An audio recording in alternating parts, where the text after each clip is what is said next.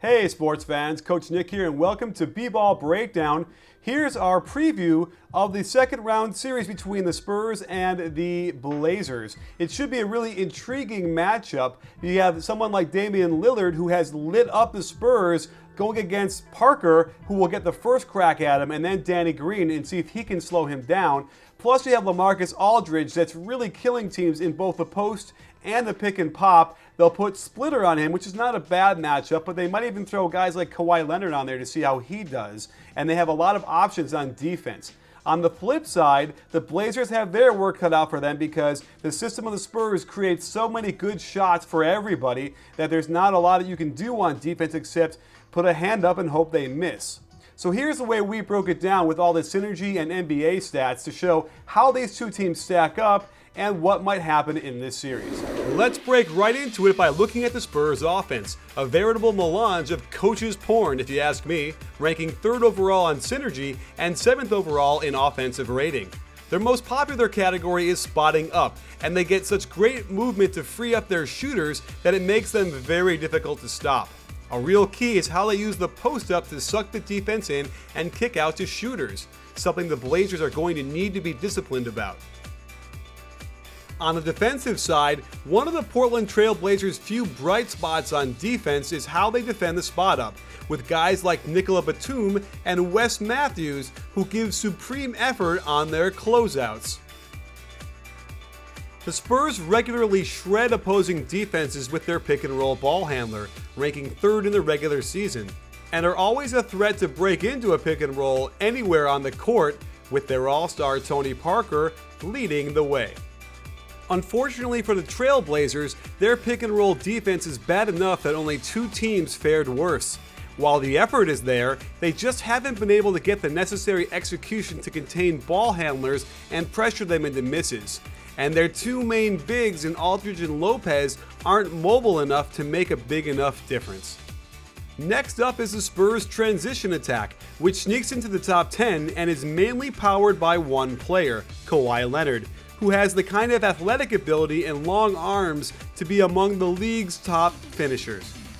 On the flip side, Portland was exactly league average in defending transition, as they tend to take long outside shots that, if they miss, lead to runouts for the other team. Again, their effort is there, and they do get back and force a miss almost as often as they allow a score. The Spurs will definitely look to exploit their transition game. Let's move on to the Blazers offense, as they rank 8th overall on synergy, but 2nd overall in offensive rating due to how the differences in what the NBA and synergy consider a possession. The Blazers, like the Spurs, also spot up the most of any category and do so incredibly efficiently. Wes Matthews, Nicola Batum, and Damian Lillard are all shot makers from the perimeter and put a lot of pressure on a defense. The Spurs do not defend the spot up particularly well, as they prefer to protect the paint and give up shots outside of 17 feet by just getting a hand up.